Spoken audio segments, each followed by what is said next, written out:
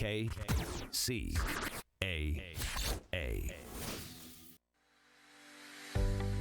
Are you ready for a new experience? To see life from another point of view? New hope, new expression, new joy. This is your radio hour. Welcome to Viewpoint with Father John. And welcome, friends. You are tuned in to KCAA Radio, 1050 AM, 102.3 FM, 106.5 FM, or on the World Wide Web at kcaaradio.com. This is Viewpoint with Father John, and I am your guest host tonight, Dr. John Smith. I have been co-hosting with Father John for the last few weeks in terms of our program, and Father John needed the night off, and so he asked me to fill in for him, which I have often done. So I'm glad to be here with you tonight, and hope that I will be able to give you an inspired show like Father John usually does. You can follow us now on Instagram and on Facebook at Viewpoint with Father John. Also, if you've missed a show or you want to watch past shows, which I really encourage you to do, you can do that on YouTube. Just search for Viewpoint with Father John, KCAA, on YouTube, and you can find many, many past episodes to listen to and watch. I highly recommend that. So, welcome this evening. All of God's children are endowed with extraordinary purpose and ability. Father John and I are on a quest to help as many as possible to fully realize their divinely inspired potential. Disposing of false narrative and embracing genuine inspires clarity of purpose. Our role is to help overcome self-imposed limitations in realizing one's spiritual potential. So thank you, Father John, for that. I'll do my best to inspire our audience toward this goal. So welcome tonight. A lot of things going on out there, a lot of good things and a lot of hopeful things and a lot of not so good things. So we're going to kind of cover several of those issues tonight. As Father John often and usually does at this point, before we get into the meat of tonight's program, the first thing is I want to give a shout out to Father John's favorite pharmacy, and I'm planning to go there soon myself, Claremont Pharmacy, which is on the corner of Indian Hill and Arrow Highway in Claremont. And Father John is a big fan of Claremont Pharmacy and highly recommends it. And I am passing that information along to you. All right. So as Father John also usually does at this point, he usually starts off the show by breaking down the statistics on COVID, and he gets that information from Johns Hopkins University, which is a site that is guaranteed to provide factual and true information. And unfortunately, the numbers are continuing to go up significantly. In fact, I checked the numbers about an hour before we came on the air tonight, and then I checked it again just right before we came on the air, and the numbers have already gone up. In fact, there were almost 1,000 in an hour. There have been over 1,000 new cases. In fact, it's already gone up again, and there have been over almost 300 confirmed new deaths in just that hour. So it really is scary, folks. It really is. The current numbers, if you're a number person, so globally confirmed cases of COVID, 97,460,188. Let me say that again. We're getting close to 100 million people, folks. 97,460,188 confirmed cases worldwide. In terms of global deaths, over 2,088,392. That's just sad and shocking. Let's get closer to home, shall we? In the United States, currently there are 24,619,600 cases. 24,619,600 cases. So we're, and that, like I say, that number went up almost 1,000 in about an hour. Deaths, there are 409,877 confirmed COVID deaths in the United States. So if that doesn't concern you, or that doesn't suggest that there is a significant problem, I don't know what else to say, because there is definitely a significant problem out there right now. Not only are we dealing with the original COVID virus, but there are some variants, or what we call mutations. So there are some new versions of the virus which are apparently more contagious. We don't know yet whether they are more deadly or cause more or different problems. The good news is and this is just something I have heard, so I'm only passing on something I've heard. Please keep that in mind. But that the vaccines that are currently being distributed, because of the way that the vaccines operate and they work, that they should be safe, and they should work for all variants of the virus. So the good news is that the virus or the vaccines will work on all variations. So that's good. We don't have to worry about that. Traditional flu shots, however, don't have that same effect, because those use live virus, and they have to have a pretty good guess as to what strain of the virus is going to be prominent that particular year. And if they guess right, then that has a really big effect on preventing flu. If they guess wrong, then it makes people somewhat less likely to get infected, or they may not get as sick, but it doesn't stop them from getting the flu. So the good news about the current vaccines is that they are apparently, and from what I hear, they're effective on, currently, as far as we know, all strains of the virus.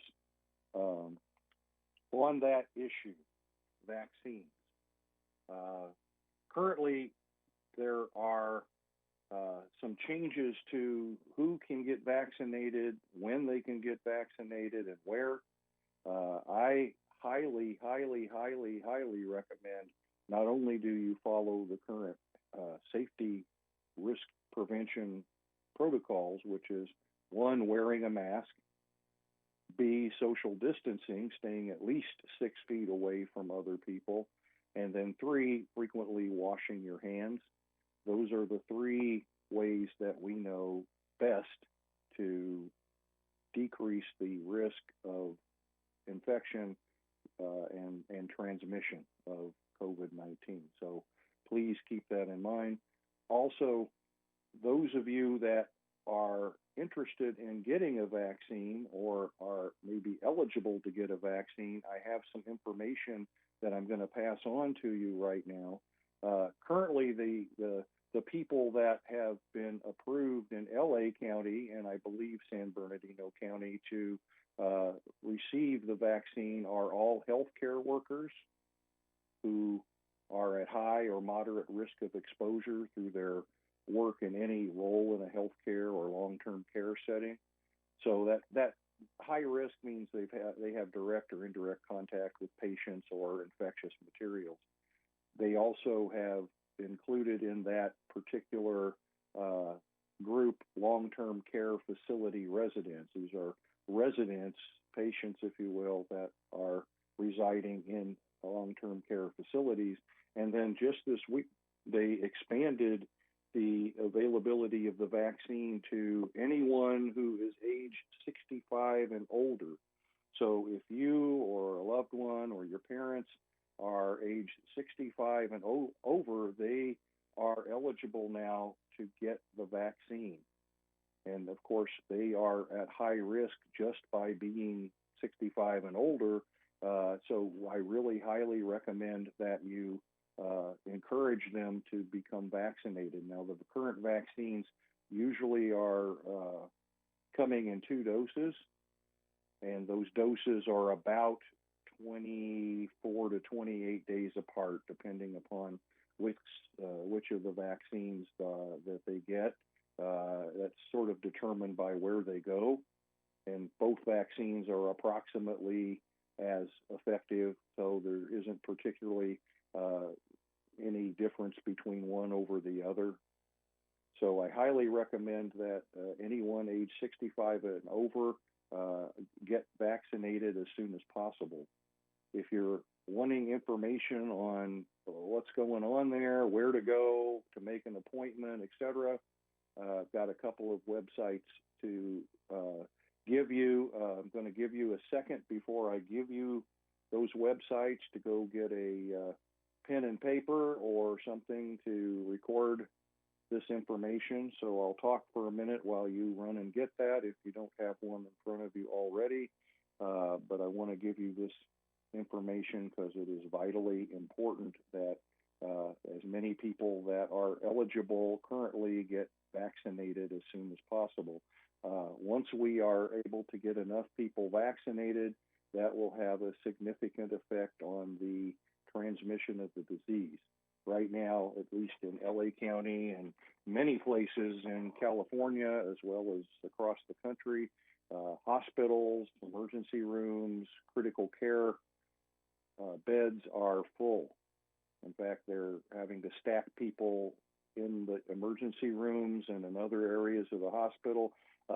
There have even been long ambulance waits to just be able to allow people to enter into the hospital. And if they're in an ambulance, usually that means that they are already pretty critically ill. So let's try to get that number down as much as possible. Okay, so in LA County, go to this particular website, Public Health, that's one word, PUBLICHELTH dot, let me say that again, Public Health, PUBLICHELTH dot LA County, all one word, LACOUNTY dot gov, G-O-V. publichealth.lacounty.gov, and then follow the information. It'll take you to COVID-19 and vaccinations and other information that would be very useful. That's if you are living in LA County. If you're in San Bernardino County, you can go to S as in Sam, SB as in boy, SB COVID, COVID 19, the number 19. So all one word, SBCOVID19.com. And then you can follow the information, and it'll give you some information on vaccines, where you can get vaccinated. It gives you information also on where you can be tested and make an appointment for COVID-19 testing.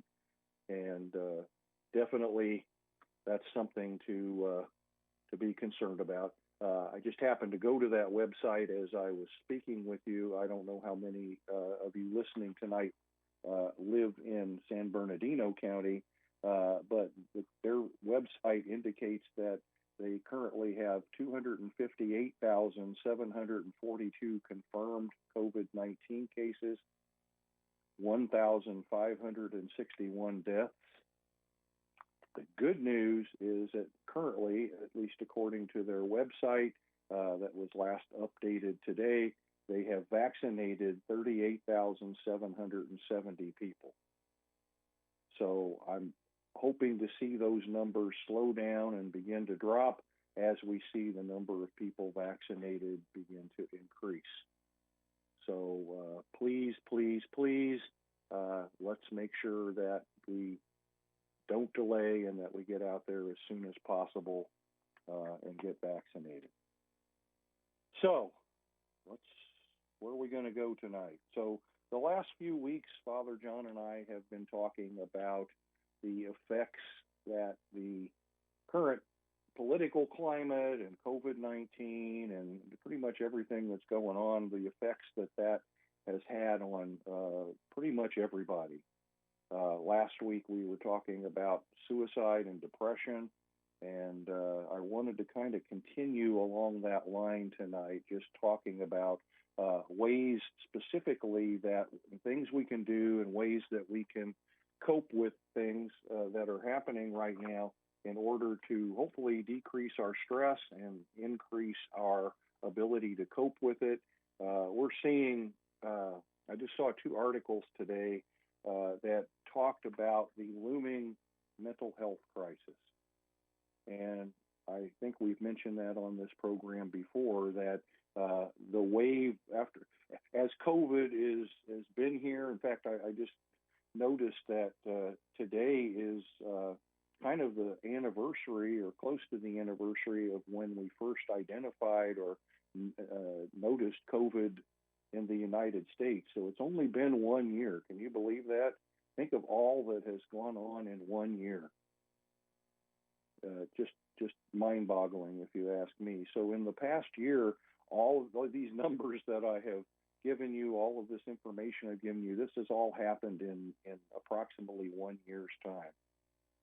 And that's just amazing. But what I want to tell you is that there's hope. We're seeing hope.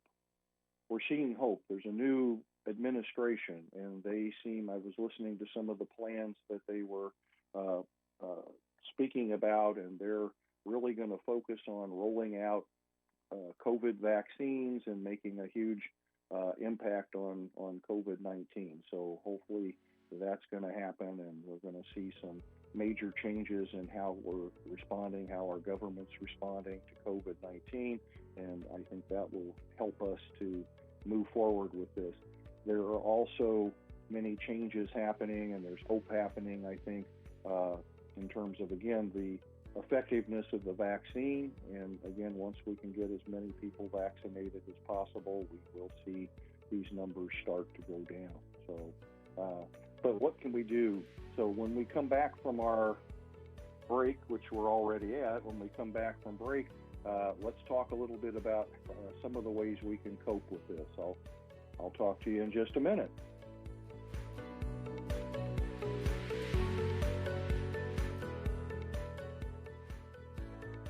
The loss of a loved one is one of the most challenging experiences in a person's life.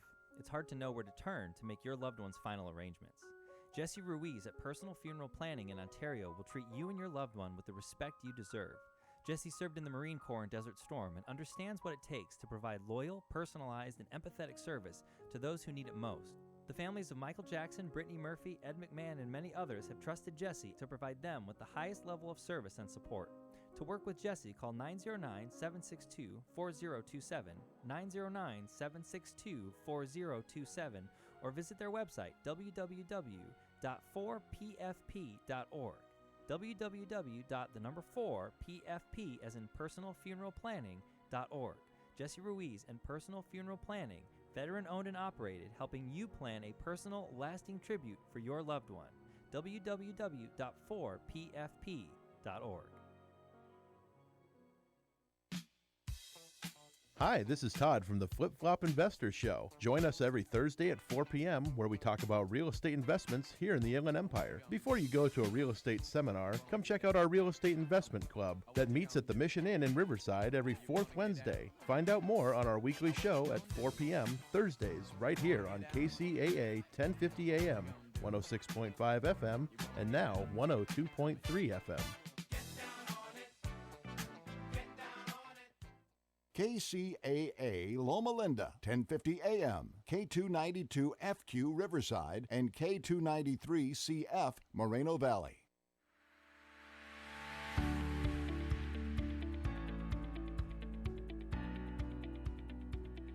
And welcome back. You're tuned to KCAA Radio, 1050 AM, 102.3 FM, 106.5 FM, or on the World Wide Web at kcaaradio.com.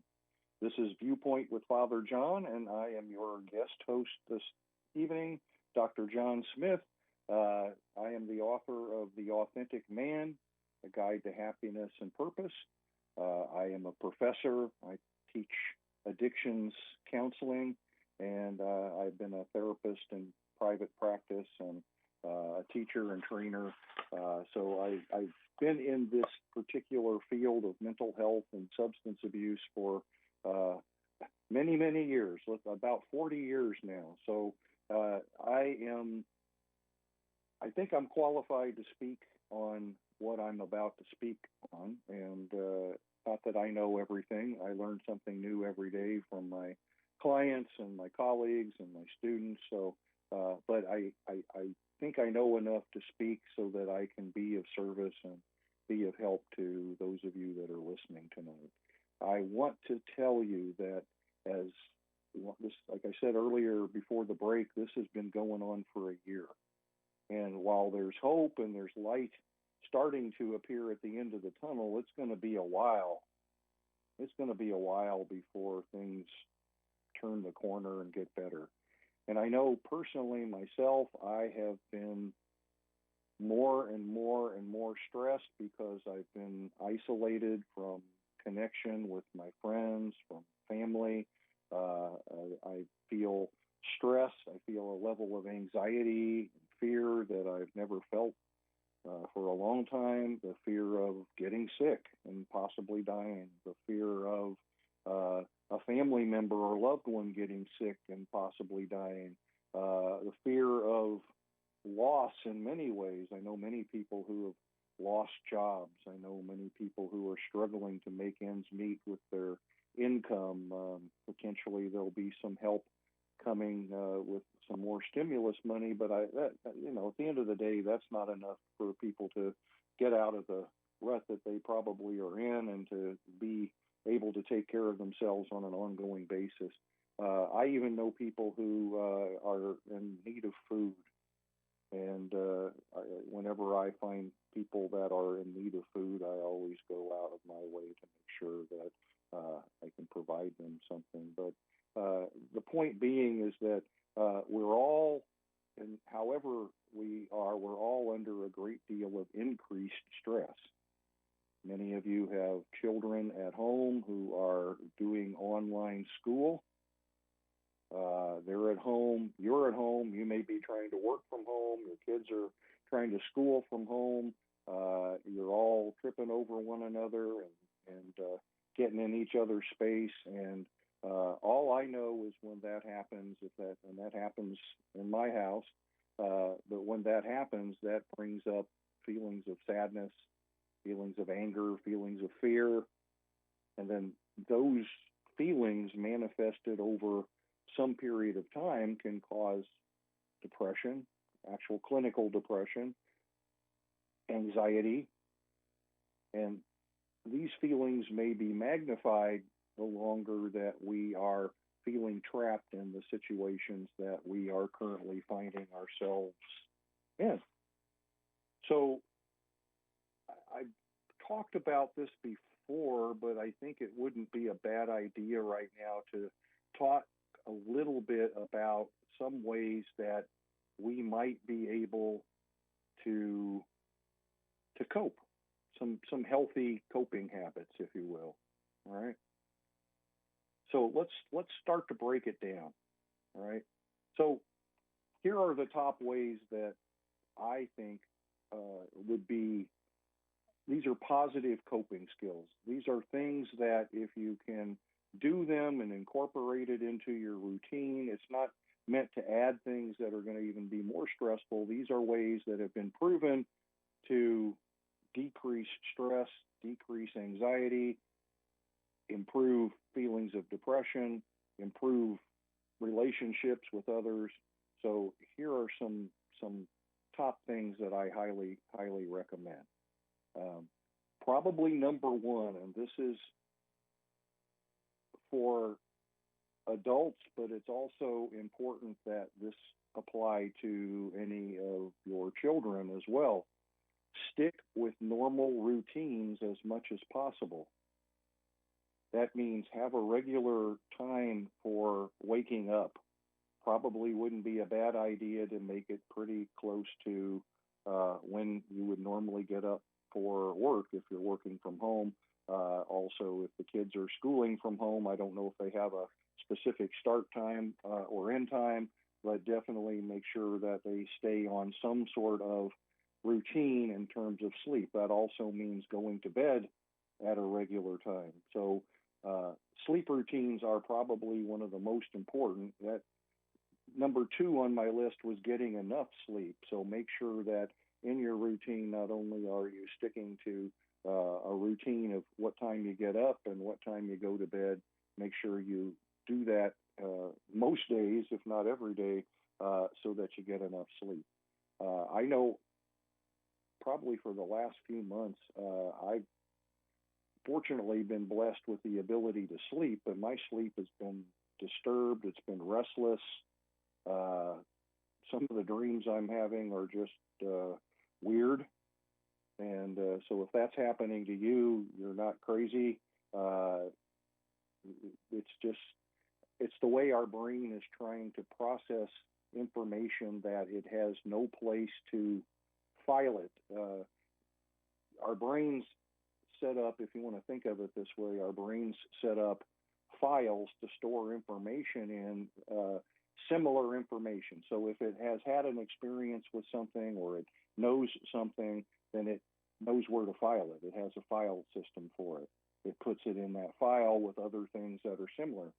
No one has ever experienced what we're going through before, therefore your brain doesn't have a file to put it in. So those things that are left over that the brain can't find a place to file are bouncing around in our subconscious, and then when we sleep, the night shift in our brain is trying to process that information and come up with a place to put it, and very often it doesn't have a place, therefore it stays, and the next night or the next night or the next night, it's still doing its work trying to find a place to put it, and it doesn't have a place to go. So hopefully through some of the things I'm telling you tonight, your brain will relax a little bit and be able to find a place. Sometimes we need help, a counselor or a therapist, or just talking to a trusted close friend. Sometimes that's a good way to process some of this information so that your brain gets a break and it has a place to store it.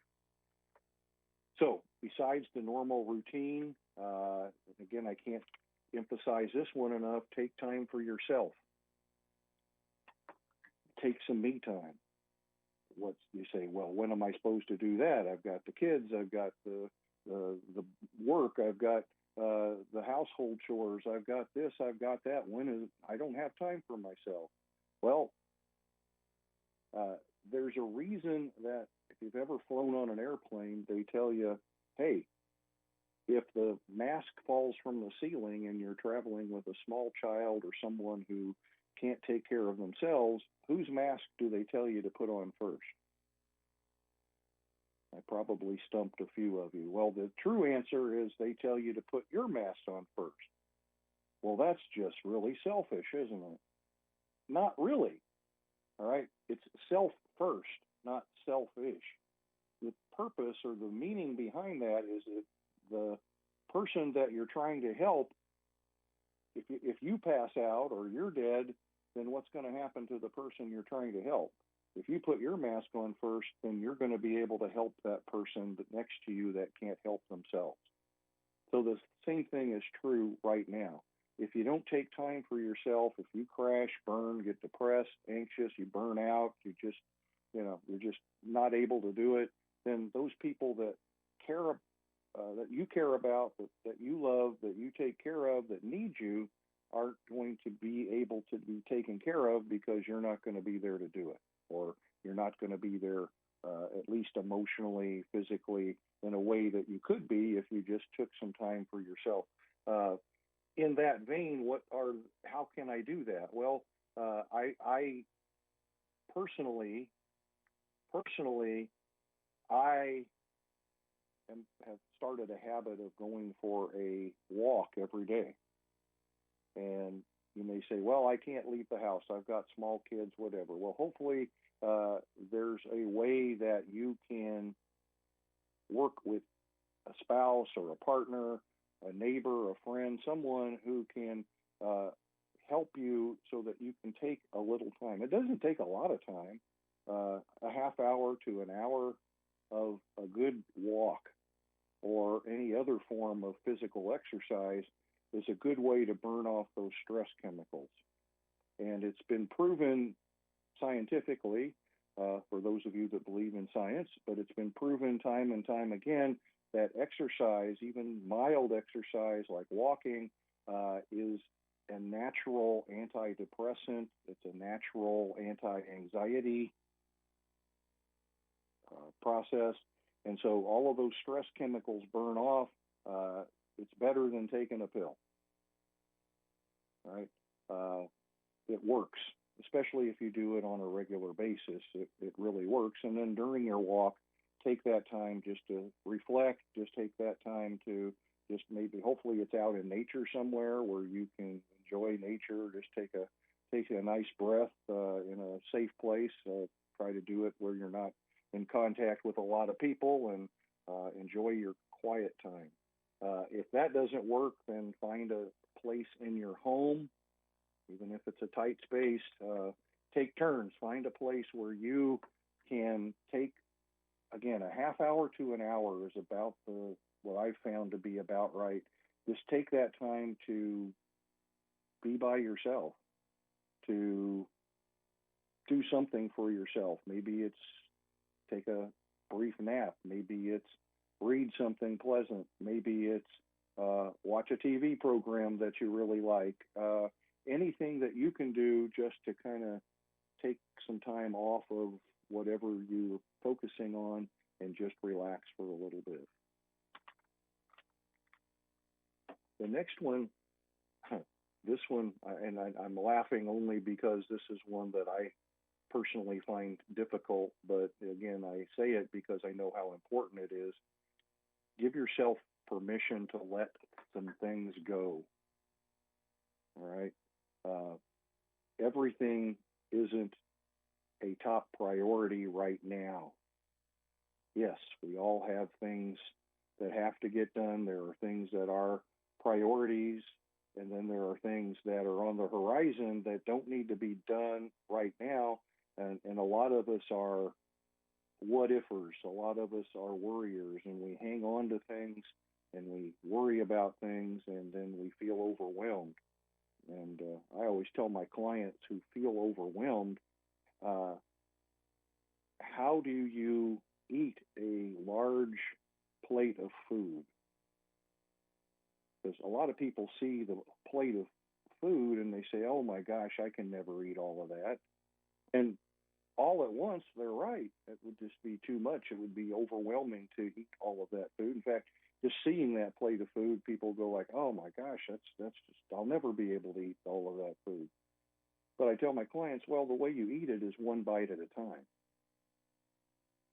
And when you break things down into digestible bites, bite-sized chunks, things are a lot easier to do. And just remember, you don't have to eat the whole plate all at once.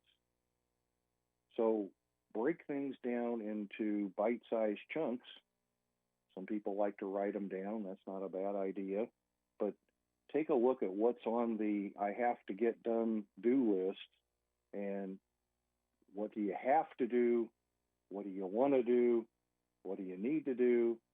And then break that down into chunks. You know, when I've got that big plate of food, you know, what do I eat first? Well, you have to kind of figure out a way to prioritize what comes before the other. But if you break it down into bite-sized chunks, that's a good way of helping yourself let things go, put things in an organized fashion so that you don't feel overwhelmed. Again, I know the thing that stresses me out the most is when I just think about all of the things that need to happen, that are happening, that, you know, I get, you know, I too often try to eat the whole plate, and I know better. That's why I'm telling you. It's not the easiest thing for some people, but I think it is a valuable tool. All right. So How you feeling? Is this helping? Hopefully you're feeling that this is helping. I'm giving you some. Yeah, you say, well, that's just common sense, Doc, and I'd say, well, yeah, good, right? I know right now that there are people that are listening to this program, and I know there are people that are out there that aren't actually listening to this program, but I know right now that there are people who are raiding the refrigerator, they're eating, they're stress eating. They probably have gained a lot of weight over this time. They're eating things that are not particularly healthy, sweets and high carb foods and junk foods and things, comfort foods, and a little bit of that is fine. Everything in moderation, right? Drinking alcohol, using drugs. We've seen a huge increase in the amounts that people are drinking and using and the effects of that. While we haven't talked too much about it on this program, before COVID and even now during COVID, the rate of opioid overdose is it's greater than it's ever been, and I think it's going to continue. So we'll talk about more what to do, how to cope when we come back. The loss of a loved one is one of the most challenging experiences in a person's life. It's hard to know where to turn to make your loved one's final arrangements. Jesse Ruiz at Personal Funeral Planning in Ontario will treat you and your loved one with the respect you deserve. Jesse served in the Marine Corps in Desert Storm and understands what it takes to provide loyal, personalized, and empathetic service to those who need it most. The families of Michael Jackson, Brittany Murphy, Ed McMahon, and many others have trusted Jesse to provide them with the highest level of service and support. To work with Jesse, call 909-762-4027, 909-762-4027, or visit their website, www.4pfp.org. www.4pfp as in personalfuneralplanning.org. Jesse Ruiz and Personal Funeral Planning, veteran-owned and operated, helping you plan a personal, lasting tribute for your loved one. www.4pfp.org. Hi, this is Todd from the Flip Flop Investor Show. Join us every Thursday at 4 p.m. where we talk about real estate investments here in the Inland Empire. Before you go to a real estate seminar, come check out our Real Estate Investment Club that meets at the Mission Inn in Riverside every fourth Wednesday. Find out more on our weekly show at 4 p.m. Thursdays right here on KCAA 1050 AM, 106.5 FM, and now 102.3 FM.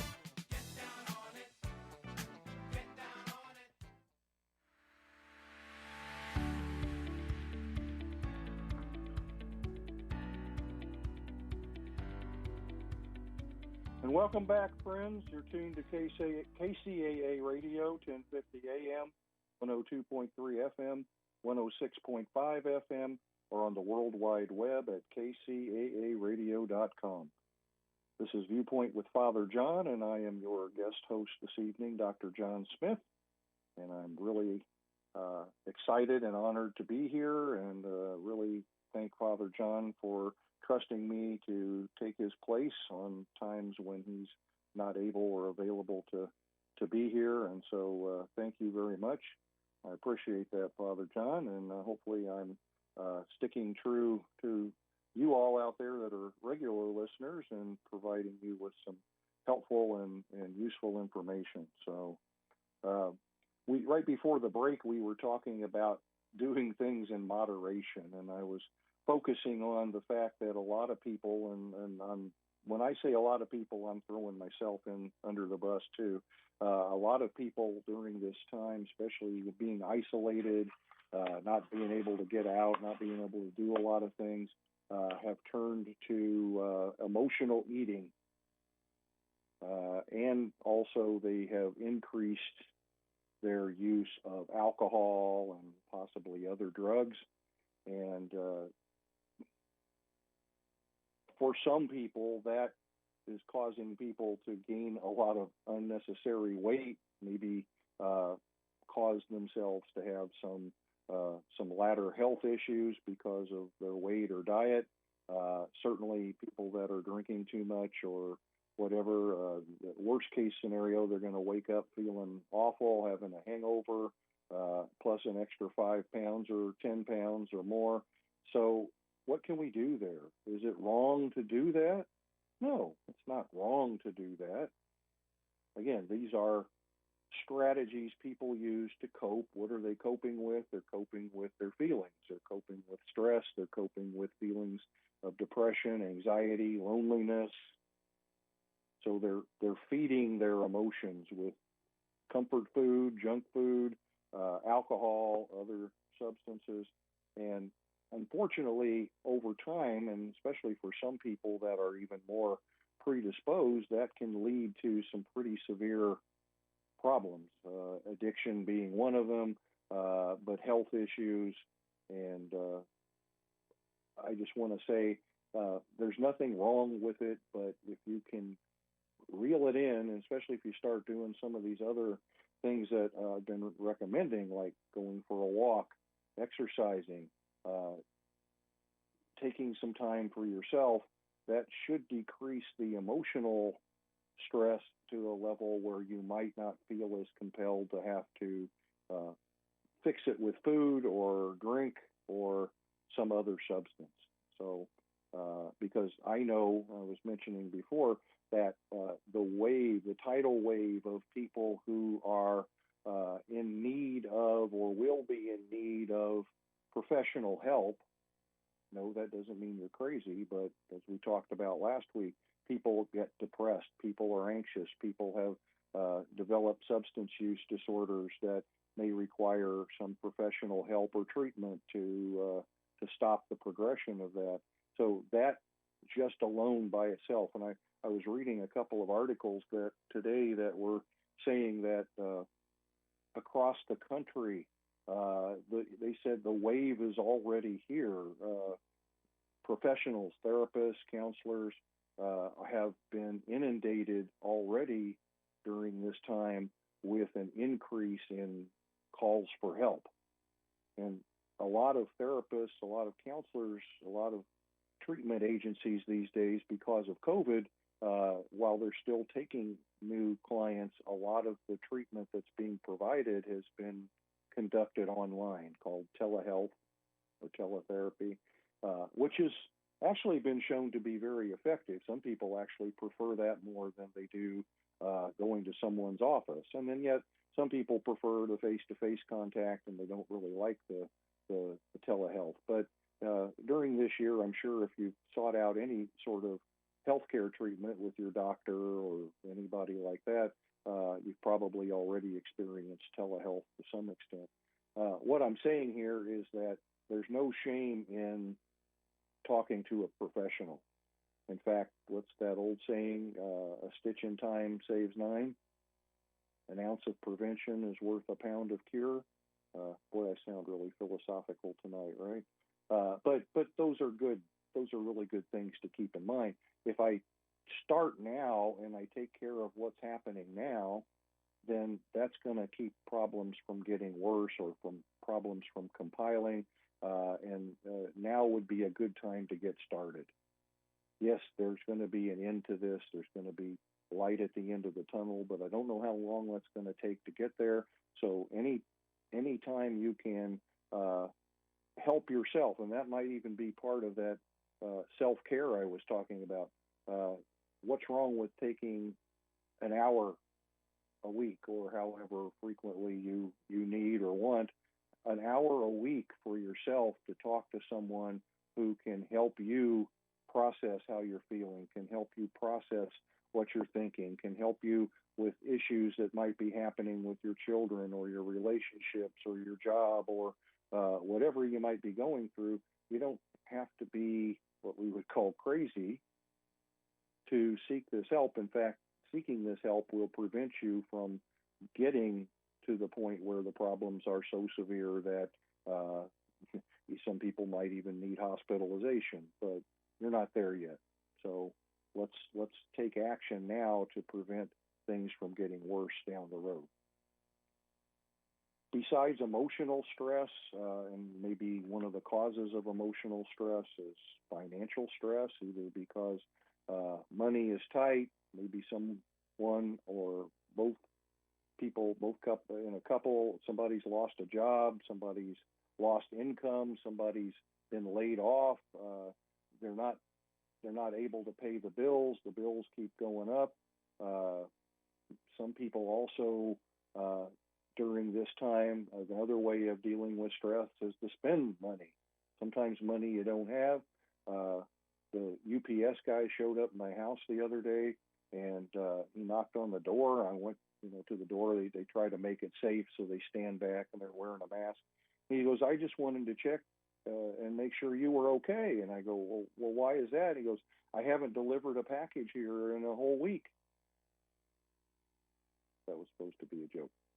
So anyway, but that, while it is a joke, it's also true. People are shopping. It's pretty easy to shop online, and you don't have to go to the store. You can just order it, and boy, magically, sometimes even the next day, it shows up. And so it's real easy for that to get out of control, especially if there's several people in a family that are doing it, and there's nobody keeping track of it. All of a sudden, you get your charge card bill, or you look at your bank account and you see, wait a minute, where'd all that money go? And then you see that everybody's opening packages that came, that they're buying stuff that, yeah, they wanted, maybe they needed it. That's okay, but stick to a budget. And if you don't have a budget, now's a good time to make one. And that includes the kids too. Everybody should be included in the budget. In fact, it's probably a good family activity to sit down. I know some parents go, "Well, I don't want to discuss our finances with the kids," and that's fine. Keep that stuff to yourselves, keep that private, but there's nothing wrong with speaking to your kids and including them and saying, this is how much money we have for fun stuff, or this is how much money we have for school supplies or for whatever. And you go, now we need to come up with a budget so that everybody has, gets their chunk, but this is how much people are able to spend each month. And if you don't spend it this month, then it carries over to next month and you have twice as much, or however you want to set that up. But it's a really good way to teach kids how to budget their money, how to spend, and it's a good family activity, and it's probably a good way to keep control of some of the spending. But financial stress is a big thing right now, and it's probably contributing to family and relationship problems. It's certainly contributing to people's emotional turmoil, depression, anxiety, all of that. So the root of a lot of that is financial stress. So to the best of your ability, sit down, figure out your budget, and then create that budget, and of course, obviously, stick to that budget so that you can not get yourself in too much of a financial hole, and maybe you can alleviate some stress if each month you look at your budget and you say, wow, okay, we didn't overspend. We stayed within budget. That would be a relief. It would be a relief if you can look at your bank account and say, hey, there's still some money left over in there. Oh my gosh. Maybe we can even afford to save. Maybe we can even afford to splurge. But too many splurges and you're going to go in the hole. So you don't want to do that. So stretching that income, budgeting it, and again, working together as a team to come up with something that's workable for everybody is a good way to do that. Next one. Reach out. While you may not be able to connect physically, you can certainly connect with telephone. I suffer from Zoom fatigue because I spend most of my time on Zoom these days, or it seems like it. And while it is fatiguing to spend that much time online and on Zoom, it's also a way for me to connect with others and for them to connect with me. So they know that they're not alone and they know there is connection, whether we're connecting with friends, colleagues, whoever. If you're looking for support, especially if you're looking at maybe dealing with you think you might have an alcohol problem or a drug problem, there are online Zoom meetings for Alcoholics Anonymous, AA, or Narcotics Anonymous, NA, or a host of other support groups for different issues and problems. The whole purpose of a support group is for people to connect, to create some fellowship, to support one another dealing with whatever issues or problems that particular group is designed to deal with. So reach out to family members, reach out to friends. Certainly there's social media, which, as you've heard me say numerous times, is a good way to connect, but it's also a bad place to spend too much time.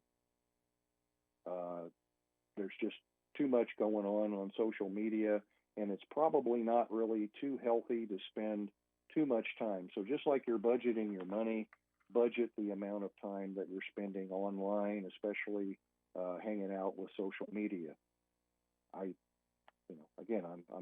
Whenever I point my finger at you, there's three pointing back at me. So I'm guilty of spending a lot of time on social media, and there's not a better way to disconnect from people than to have your face in a screen. And I have seen so many people, and again, three fingers pointing back at me, who are busy looking at a screen while they're supposedly carrying on a conversation, or that they're supposedly interested in hearing somebody's talking about their day or an issue or a problem, and while they're doing that, they're thumbing through their social media or looking at emails or whatever. Not only is that rude, but it also suggests to the person that, hey, I'm not that important to you. So please take some time, put the phone down, turn off the computer, sit together, look at one another, and have an actual conversation. This is true with your partner. This is true with your children. And it may be a hard habit to break, but I think, again, spending not only time by yourself away from it, but spending time in connection without smartphone or computer or other device taking your time and attention away from that connection. The next one. Do random acts of kindness. It has been shown that being of service is one of the best ways to elevate our own mental health and also elevate the mental health of others. And yes, while we are quarantined in our homes and not able to get out like we could, there are hundreds of ways to be of service.